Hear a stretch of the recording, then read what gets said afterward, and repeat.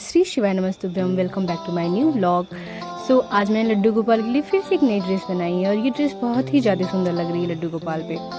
वैसे तो डेली मैं इनका श्रृंगार करती हूँ और आज भोलेनाथ जी को मैंने कम फूल चढ़ाया है। उसका एक रीज़न मैं आपको बताती हूँ क्यों।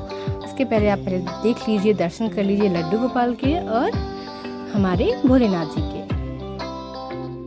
मैंने आज कम फूल इसलिए चढ़ाए थे क्योंकि मुझे आज बनाने थे ढेर सारे माला इसलिए बनाने थे क्योंकि आज हमारे मायके में है रुद्राभिषेक और हमारे घर के बाहर ही बहुत सारे फूल हैं। जो भी मैंने जितनी भी माला मैंने बनाए हैं वो घर के ही सारे फूल हैं, यानी मेरे घर के जस्ट बाहर ही सारे फूल लगे हुए हैं। तो जिस तरीके से फूल था उस तरीके से मैंने माला बनाया है और बहुत सारे माला बनाए हैं।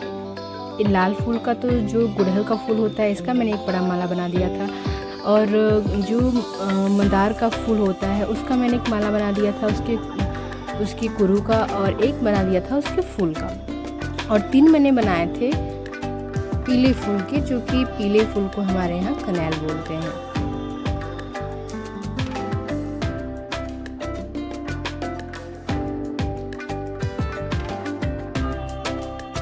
और जब भी पूजा पाठ होता है तो वहाँ पे अक्सर लोग येलो या रेड पहनते हैं, तो मैंने भी येलो पहना है, मेरे भैया ने भी येलो पहना है और मम्मी ग्यामी ने भी येलो ही पहना है, बट मम्मी पापा थोड़ा सा डिफरेंट उन लोगों का कलर था। तो मैं रेडी हो चुकी हूँ। अब पूजा हमारा स्टार्ट हो गया है, यानी कि शाम के 5 बज रहे हैं और प्रदोष काल में पूजा स्टार्ट हुआ है। तो ये ड्रेस मैंने ऑर्डर किया है मीशो से और वाकई में ये ड्रेस बहुत ही ज़्यादा कंफर्टेबल है और बहुत ही कम अमाउंट का भी है। इसे आप डेली वेयर के लिए यूज़ कर सकते हैं, बहुत ही कंफर्टेबल है। तो आज पूजा था तो पूजा में मैंने यही ड्रेस पहना है और मुझे बहुत ज़्यादा अच्छा लग रहा है। कलर भी इसका डार्क है और जैसा मीशो पे दिखाया था सेम वैसा आया है। दुपट्टा भी कंट्रास्ट कलर में है, बहुत बेस्ट है। अब जहाँ पूजा हो रहा है मैं वहाँ पे आपको लेके चलती हूँ। ये देखिए यहाँ पे पूजा हो रहा है। जो हमारा मंदिर है, घर का जो मंदिर है जहाँ पे पूजा किया जाता है, उसी रूम में रुद्राभिषेक की तैयारी हुई है और पापा मम्मी पूजा पे बैठे हुए हैं और ग्यामी भी बीच में आके बैठ गई है और पूरे टाइम में जितना भी पूजा पाठ होता रहता है ध्यान से सब कुछ देखती रहती है। और जैसे ही पंडित जी टीका लगाते हैं तो वो भी बोलती है कि मुझे भी टीका लगा देती है। फिर उसके मामा उसको टीका लगाना स्टार्ट करते हैं और बहुत ही खुश होकर टीका लगवाती है।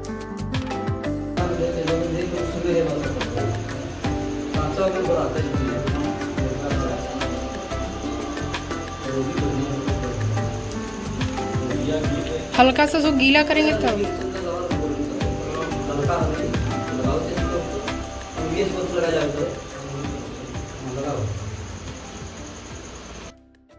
और ये पार्थिव शिवलिंग का निर्माण हुआ है।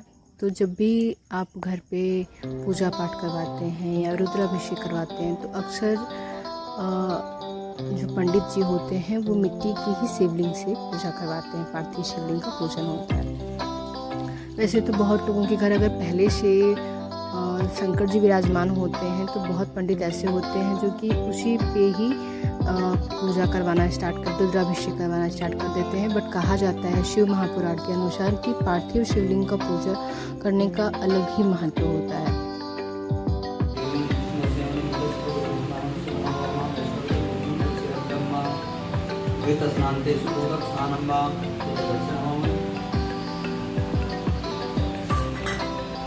ओम सुबाला सुबाला मणिलाल से आसमान से तासे से लेकमायाम अरुद्रन गुरुपापाज्ञाः भगवते संकृष्णा शिवाय नमः। स्वाहा।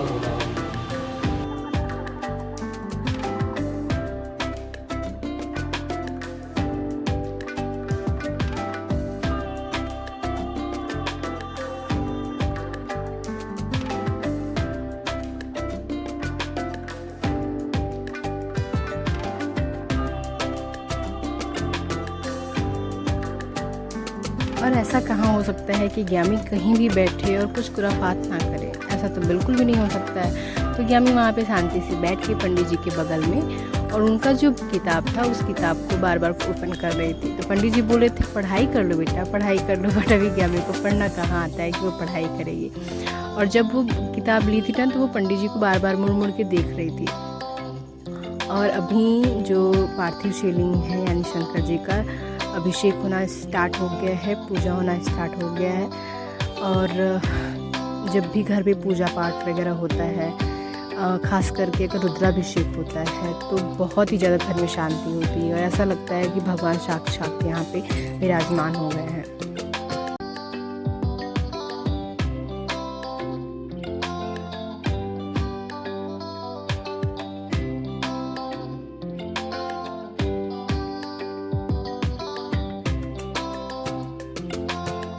और जब रुद्राभिषेक पापा कर लेते हैं उसके बाद फिर भैया बैठ कर रुद्राभिषेक करते हैं और भैया के गोदी में जाके ग्यामी बैठ जाती है।